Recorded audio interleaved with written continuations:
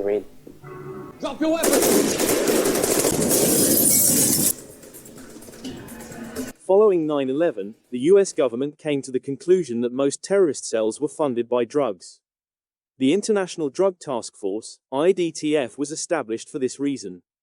The US government provides all funding and oversight for the IDTF task forces. Funded and overseen by the US government. There's a temperature left. Please, just be cool and sit.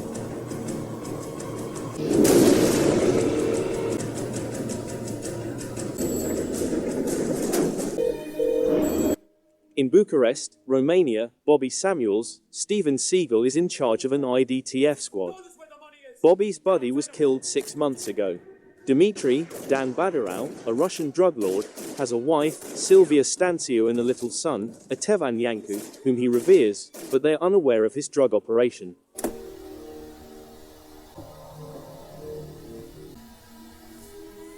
They gave me next door. You die, huh? Dimitri and Kostel, Darren Sharlavi, a Romanian who owns the Roma Ace, one of Bucharest's most well-liked clubs, have recently partnered on drug deals. Home invasions are Kostel and his men's specialty. They break into the homes of the wealthy, take any loot they can find, and then murder the family. Kostel and his men steal into his mansion one evening when Dimitri is gone, and Dardar, Zoltan Bucic, Kostel's right-hand man, shoots Dimitri's wife to death. As Kostel and Dardar flee, Dimitri's men step in and kill a few of Kostel's guys before he can murder Dimitri's son. After learning what transpired at the estate, Dimitri swears to hold Kostel and Dardar accountable. The frightened son of Dimitri tells him about the shooter who killed his wife. In exchange for Bobby allowing Dimitri to deal with Dardar on his own, Dimitri approaches Bobby and offers to assist him in finding Kostel. After Bobby accepts, he, Steve, and Dimitri decide to take Dardar and Kostel down.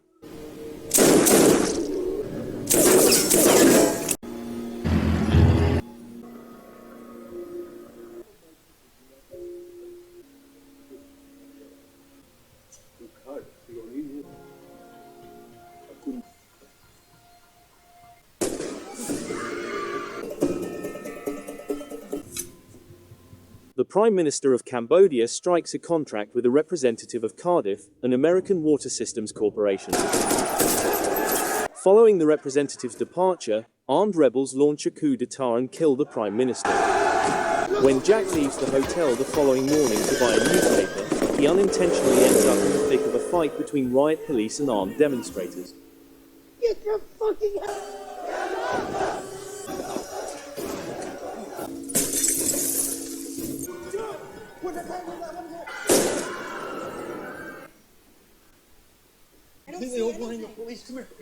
As Jack escapes, the protesters take the upper hand in a violent battle between the two forces. Outside his hotel, Jack sees an American being executed by insurgents. After being spotted by a rebel soldier, Jack has to hasten his ascent up a fire escape and through a window inside the hotel. The rebels start killing the employees and visitors after breaking through the main hotel entrance. After returning to the room, Jack discovers that Lucy is in the swimming pool downstairs. Just as the rebels push their way into the pool area, he descends again to get her, and Annie just escapes the other rebels' attempts to break into their room. Go!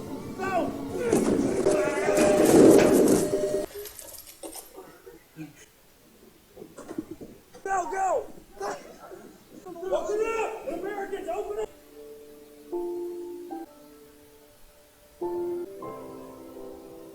Can you get a signal? I wasn't getting a signal. Lucy and Jack head back up to the roof to join the other guests who are still alive. Blood for Water is being chanted by several hundred rebels at the resort's base, and Jack finds out that they are demonstrating against foreign corporations controlling their water supply. Abruptly, armed rebels in a chopper appear and start shooting. As the chopper crashes and becomes hooked in electrical lines, the Dwyers flee for safety. Jack and his family leap onto the rooftop of another building adjacent to the hotel as a different set of rebels breach the barred door onto the rooftop.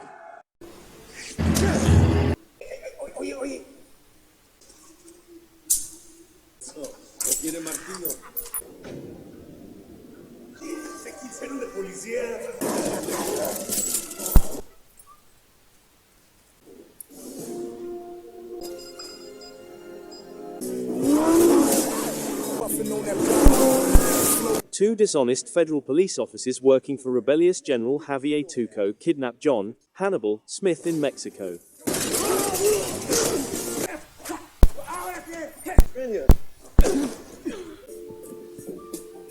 Hey, motif you got going here, Tuco. I'm living the dream. Well, we both hate you, so that's just sort of how it's... After making his getaway, Hannibal goes to free his friend Templeton, Face, Peck, who is also imprisoned at Tuco's property. After recruiting former Ranger B.A. Barracus, Hannibal drives to Face's aid in his customized GMC Vandura and saves Face. This rescue?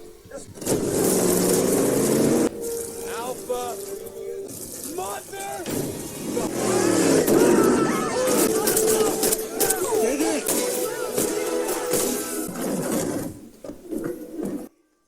They make a detour at a neighboring army hospital to enlist pilot H.M. Howling Mad, Murdoch, who is being pursued by Tuco. Tuco is pursuing them in a dogfight after they escape in a medical chopper. In the end, they entice Tuco's helicopter into American territory, where a fighter plane shoots it down for breaking and entering, killing Tuco. A CIA Special Activities Division agent named Lynch contacts Hannibal 8 years later in Iraq and puts them on a covert mission to retrieve U.S. Treasury plates and more than $1 billion in cash that is scheduled to leave the country in an armored convoy. For repeat 4 Alpha Windows.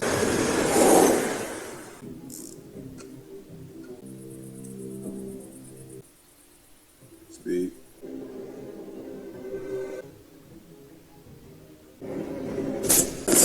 In Belgium, 51-year-old Henry Brogan, a former Force Recon Marine Scout sniper and member of the Defense Intelligence Agency's Defense Clandestine Service, is dispatched to kill a bioterrorist on a train. After being alerted by his spotter that a small girl is coming towards the target, Henry waits until the very last second to fire, striking the guy in the neck even though he was aiming for his head. Henry retires, disenchanted with assassination.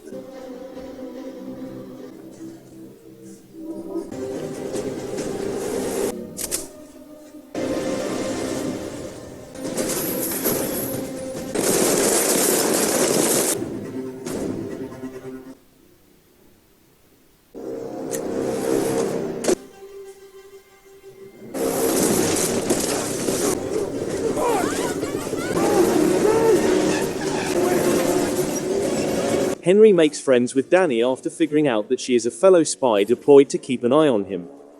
He phones his spotter when federal officers get into his house, and Jack and his lover are slain along with him. When Danny realizes the agency wants them both dead, they murder the assassins who are pursuing them after Henry alerts them.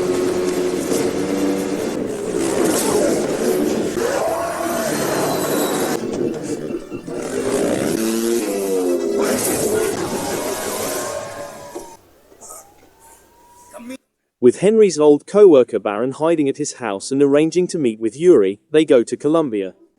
Henry is killed by Clay's best assassin. As he fights him off, Henry discovers that the assassin looks a lot like him when he was younger. The assassin is identified as Clay's adopted son, Junior, upon reaching a safe haven. Junior is told to complete the task because of his resemblance to Henry. Despite Henry's protestations, Danny raises the possibility that the assassin is his kid. Henry is so desperate for answers that he asks Baron to get a Gulfstream and take them to Hungary. Danny tests DNA taken from Junior and finds that it is exactly the same as Henry's, proving that Junior is a clone of Henry. After meeting Yuri, Henry finds out about GEMINI's cloning research. The scientist he killed on the train was trying to quit the project because he had developed a technique to create clones who were emotionless and painless. Lassiter agrees to send Junior to securely return Danny to the United States once Henry phones him. After a brief hand-to-hand battle, Junior knocks Clay unconscious, and Baron is murdered in an ambush that Clay ordered. Henry, Danny, and Junior beat a wave of Gemini agents before facing another allegedly invincible agent wearing specialized body armor. They succeed in killing him, and it is revealed that he is just another young Henry clone who is emotionless and painless. Testigo contra Torres. ¿Quién? ¿Por qué no escuchan mis órdenes?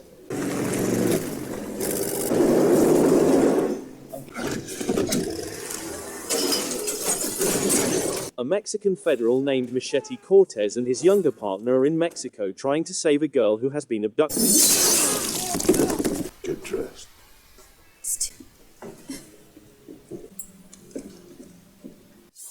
His partner is killed during the operation, the abducted girl stabs him in the leg before killing herself, and Machete is betrayed by his dishonest chief to Rogelio Torres, a former federal and powerful drug lord, who murders Machete's wife and makes threats to kill his daughter before abandoning him. 3 years later, a dilapidated Machete makes ends meet by working in the yard. Local businessman and spin doctor Michael Booth tells Machete that corrupt Texas State Senator John McLaughlin is reducing the number of workers by transferring hundreds of illegal immigrants abroad. Booth offers Machete $150,000 to kill McLaughlin in order to prevent this. Booth threatens to kill Machete if he doesn't take the murder contract. Why can't I undo? Cool right now. No?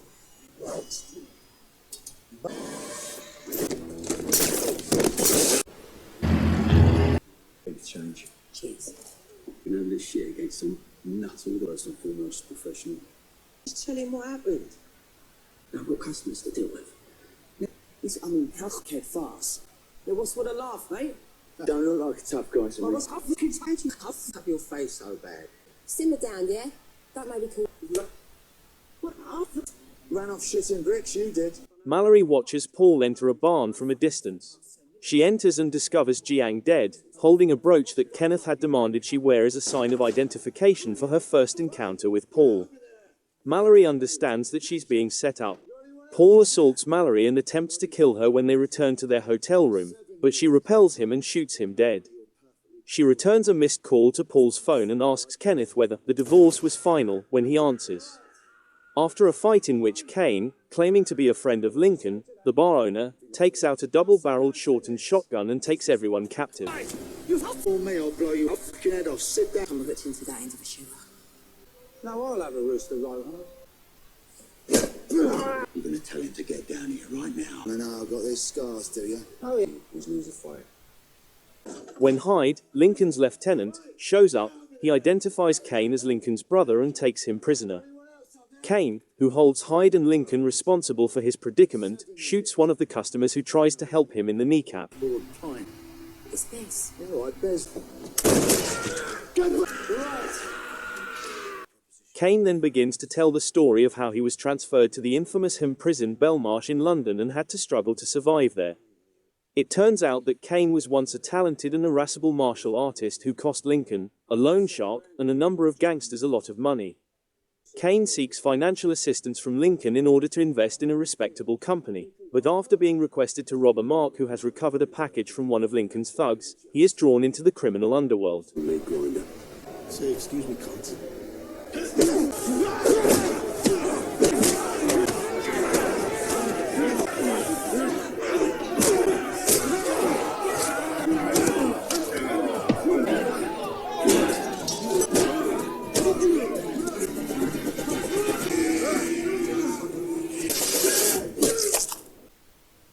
Sure seems to be here. If it bothers you that much, when you get out of prison, I don't mind him. A middle-aged woman who is chasing Kane is killed when she is struck by an approaching car while he is snatching the package from her. Kane is taken into custody and accused of manslaughter.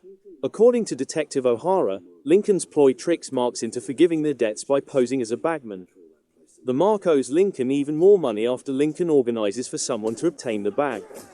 Sergeant Evans beats and cuffs Kane when he declines to comply with the police.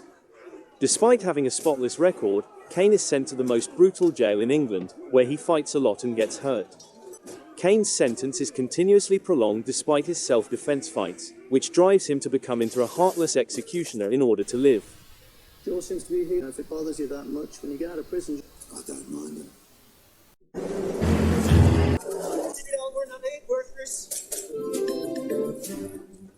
I have a shot. Let her rip.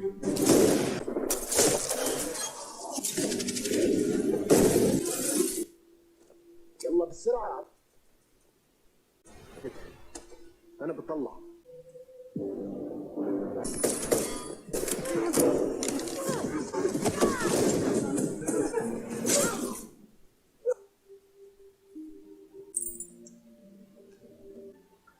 volunteer to tell the family.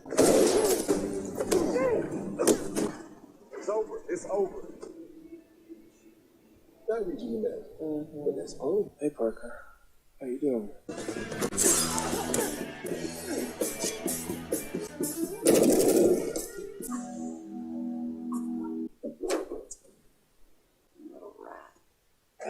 Trigger warning. In the American action movie Trigger Warning from 2024, Jessica Alba plays a talented Special Forces soldier who takes over her father's bar immediately after his death. However, she quickly finds herself at war with the violent gang that is raging in her village. The sheriff of her hometown and former boyfriend, Jesse Swan, calls Parker, a highly competent CIA military fighter and investigator, when she and her companion Spider are on an assignment in Syria. Swan informs Parker that her father, Harry Calver, has passed away in a mining accident.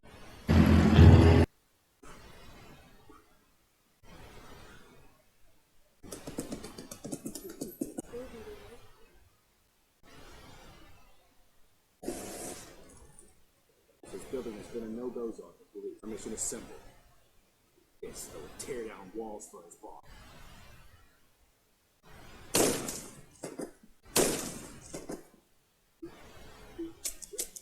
In order to apprehend crime boss Tama Riyadi, Rama, a rookie MBC officer, joins a 20-person unit led by Sergeant Jacka and Lieutenant Wahyu for a raid on an apartment complex.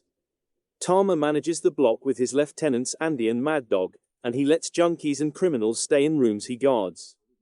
The crew sneaks in, sweeps the first floor, and subdues a number of tenants.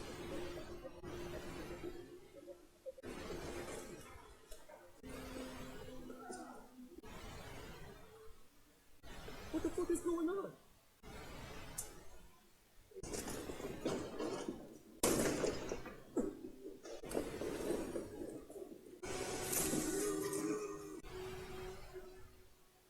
They also encounter law-abiding tenant Gopher, who is bringing medication to his ailing wife.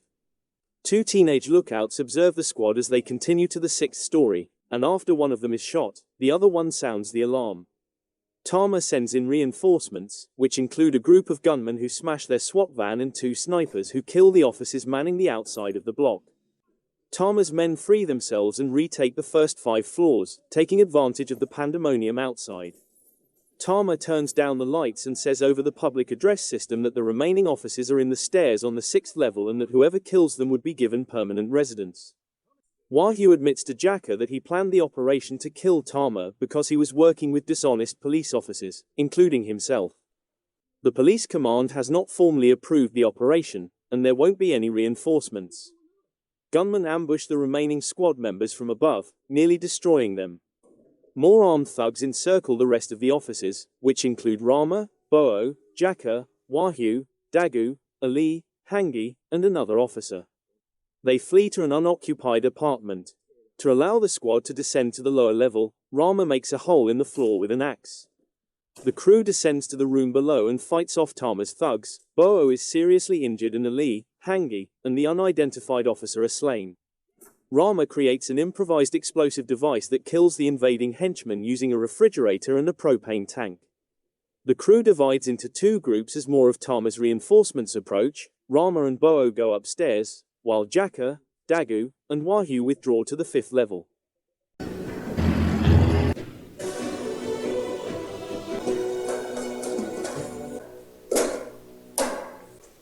你看这里合不合适教学？什么事啊，三姑？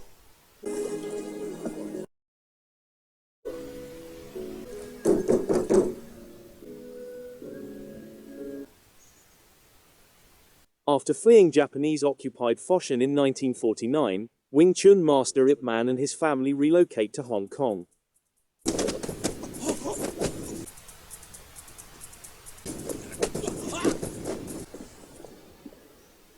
Ip tries to start a school in 1950 to spread his art and earn money during these hard times, but he has trouble getting students because of his bad reputation in the city.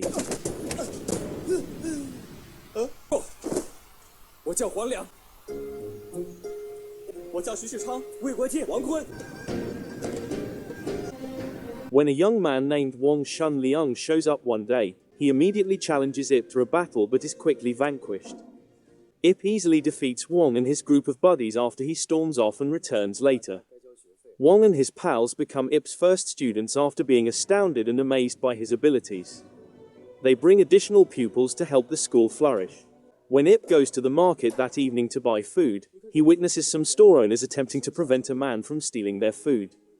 Ip steps in and covers the cost of the meal after recognizing the man as his friend Chao Ching-chuan. Chao does not recognize him, though, and his son Yao discloses that his father was shot by Japanese soldiers for assisting Ip, which is what caused Chao to become mentally ill today. Later, as Wong is putting up posters for Ip's school, a group of thugs from Hungar confront him.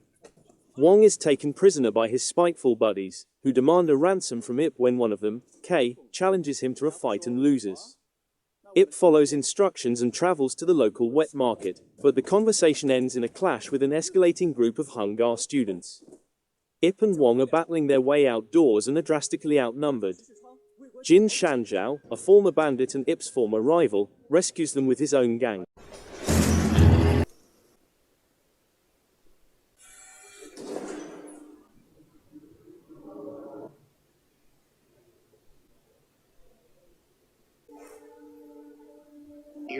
Automation. Today's As spiked in movement. Busting down doors here at Talk about reform. You sit at the table and talk about it. I bet you do.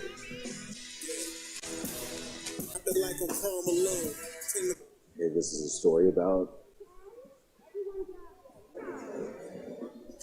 Look at these other kids, man. Look, it's just me. Open up. We all want the same.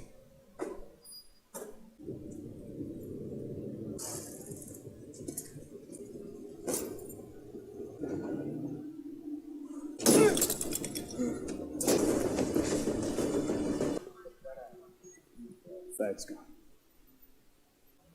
Garrison spaceship. What the fuck?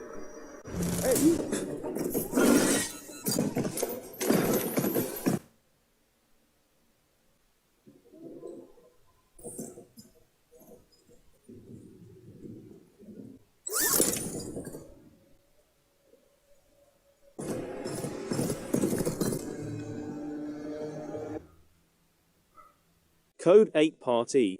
Jeff Chan is the writer and director of the 2019 Canadian science fiction superhero action movie Code 8.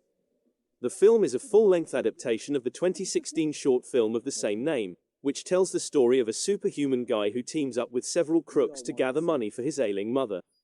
Made from the spinal fluid of Powers who are trafficked, Psych is an addictive medication that has been widely distributed by the Trust, a criminal gang. While a citywide Powers ban is being discussed, police agencies start utilizing face recognition software and drone-deployed robots known as Guardians to combat power-related crime. American action thriller The Beekeeper, written and directed by Kurt Wimmer, was released in 2024. In Massachusetts, retired schoolteacher Eloise Parker lives alone in her barn with her renter, Adam Clay, who is a contented beekeeper. One day, Eloise becomes a victim of a phishing scam and loses more than $2 million, most of which is taken from a charity that she oversees. Clay, seeking retribution for Eloise, gets in touch with the enigmatic beekeepers in an attempt to identify the con artists. Clay is given the address of the con artists, which is Mickey Garnett's call center. After frightening the staff away, Clay demolishes the structure. After telling his employer, technology executive Derek Danforth, about the situation, Garnett is dispatched to assassinate Clay. Following a violent altercation, Garnett's men are killed and Garnett's fingers are severed by Clay. While parked near a bridge, Garnett phones Danforth to let him know that Clay is a beekeeper. Clay follows Garnett and uses a vehicle to drag him off the bridge, killing him. He then threatens to kill Danforth. Danforth shares information on Clay with Wallace Westwood, the former director of the CIA who is now in charge of security for Danforth Enterprises at Jessica, Derek's mother's request. They get all the help they need after telling FBI Deputy Director Prigg that Clay is a beekeeper. Wallace organizes a group of former members of the Special Forces and informs them that the beekeepers are a dangerous and highly talented covert group that operates outside of official government authority and is entrusted with defending the United States. Wallace gives the order for the gang to protect the 9-star buildings inside as the FBI deploys their own SWAT squad outside the building's exterior in an attempt to stop Clay. When Clay finally makes it to her office, Verona, Matt, and the other FBI agents arrive in short order. Verona makes an effort to talk Clay out of murdering Derek and Jessica. Derek makes an attempt to murder his mother, but Clay stops him in his tracks and flees out of a neighboring window into the beach. Verona chooses not to shoot Clay despite having a clear shot. Using the diving gear he had stashed on the shore, he makes his escape.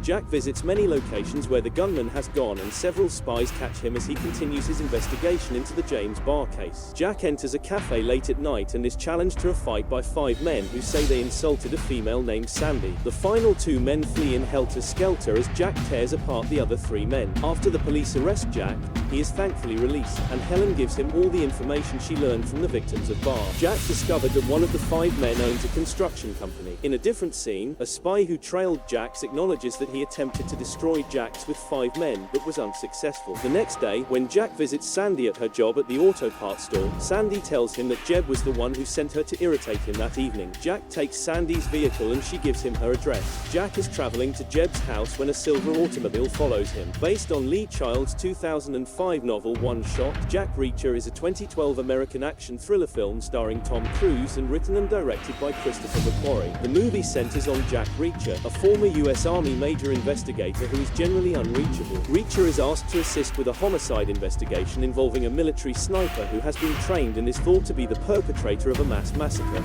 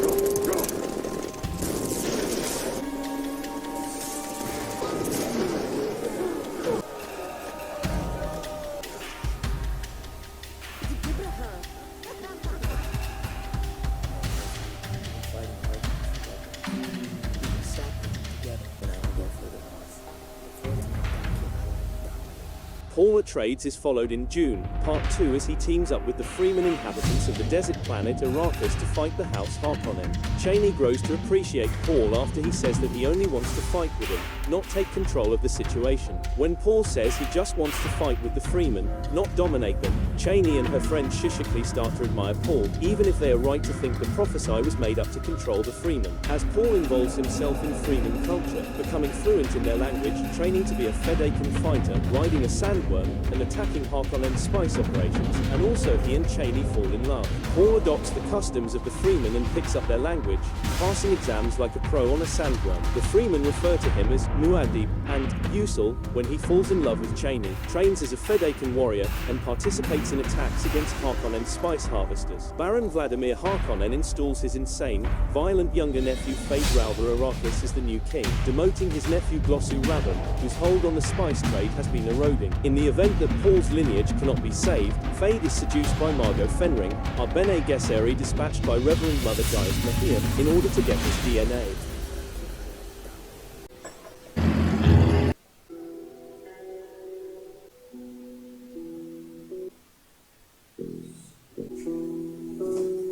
You're really starting to cut into my vacation time soon. Then it's easy. Mallory Kane encounters her co-worker Aaron at a cafe in upstate New York. After what appears to be a friendly conversation, Aaron orders her to get in a car outside.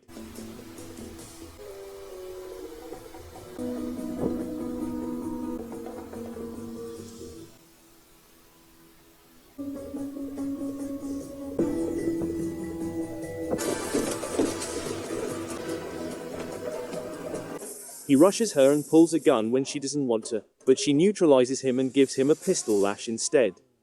A customer named Scott had stepped in to assist Mallory, who then demanded his car keys and that he get into his vehicle so they could go together.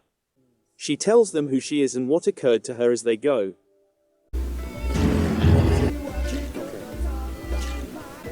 Let's go. Still here. Great party. Yeah. No. Sure. Exactly. I have to ask you about the Stanford thing. I get it. Is this why you came to my party? Because I can. So you still have that serve. It works. It's a relationship. For about 15 seconds there, we were actually, or like we didn't exist. I should go. You both want my number. Very much so, yeah. Room 206. Want me to come suck you in? Have beer. What was your plan? All right, let's send me away. Not coming, Patrick. Did you guys go to like mommy? We've been bunkmates since grade 12. Very afraid of. Maybe not very good. Arts in between. Going to the same girl? No, it's not everybody's type. Oh. What? Sweet story. All right. Patrick was an early bloomer. I asked him, what are you doing? And he told me. He showed me how. We did it together, but like on top thinking about somebody when you're doing it. So Who would we finish first? Oh, I don't. He was just sitting there. Talking all. Yeah. She wasn't very good in the first place. No. We're out of beer.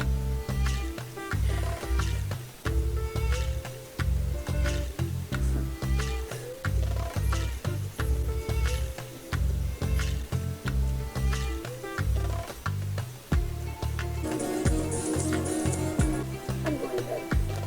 Whoever wins, watch some good football. You said you'd let me win? It was a lifetime. Zendaya, Josh O'Connor, and Mike Faist feature in the 2024 American romantic sports drama film Challengers, which is directed by Luca Guadagnino based on a script by Justin Kuritzkis. The film revolves around a romantic triangle that develops over 13 years of shared relationship between an injured tennis star turned coach, Zendaya, her low-circuit tennis player ex-boyfriend, O'Connor, and her tennis champion husband, Faist.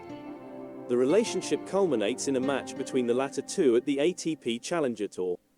Friends Patrick Swayze and Art Donaldson won the US Open Boys Junior Doubles Championship in 2006. Patrick and Art fall in love with rising tennis player Tashi Duncan after seeing a tournament. Tashi meets Art and Patrick at a party, the three of them share a kiss in their hotel room, and Tashi terminates the tryst suddenly. She says that whoever wins the championship the next day will get her cell phone number. After Patrick won the match, he used Art's favorite tactic, putting the tennis ball in his racket's neck before serving, to indicate to Art that he had sexual relations with Tashi. Tashi reconnects with Art in 2009, going on to become both his girlfriend and coach. 2011 saw the engagement of Tashi and Art, who is enjoying professional success. Art learns about Tashi and Patrick's one-night fling after they run into one another at the Atlanta Open. With a young kid, Tashi and Art are a well-to-do power couple in 2019. Art has been having trouble because of age and injuries, but he is just one US Open championship away from a career Grand Slam. Tashi hopes to regain his form and confidence by entering Art as a wild card in a challenger tournament in New Rochelle, New York.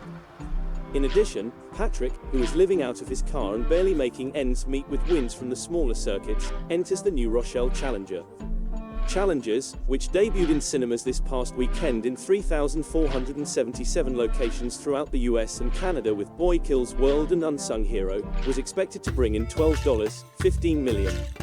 April 26, 2024, the same month as MGM's centennial celebration on April 17, saw its theatrical and IMAX debuts in the United States and Canada, thanks to Amazon MGM Studios. International distribution for the movie was handled by Warner Bros. Pictures. The movie was originally scheduled for a French direct-to-streaming release on Amazon Prime Video rather than a theater run, but that decision was changed in January 2024. $12 million to $15 million.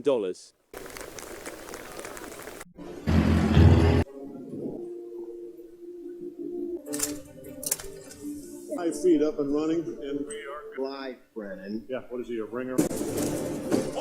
Confirm. You have a hard drive. Go for extraction. Going open! Let's move! We're taking fire! I'm at the extraction point.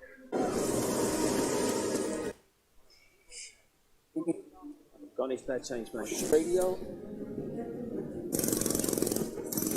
Wait a mic. Where's he at? It looks like he's gone into a... Come on, come on. Somebody get the... She was in that. Foreman! Get out. No shit. Holding it.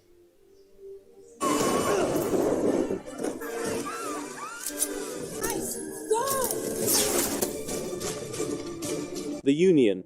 Directed by Julian Farino, The Union is an American espionage comedy thriller released in 2024.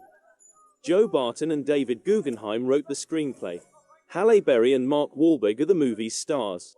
Mike McKenna is a New Jersey-based construction worker whose life is abruptly turned upside down when Roxanne Hall, his high school sweetheart, reappears in his life after a 25-year absence. She recruits him as a secret spy for The Union, a clandestine group, at first against his will.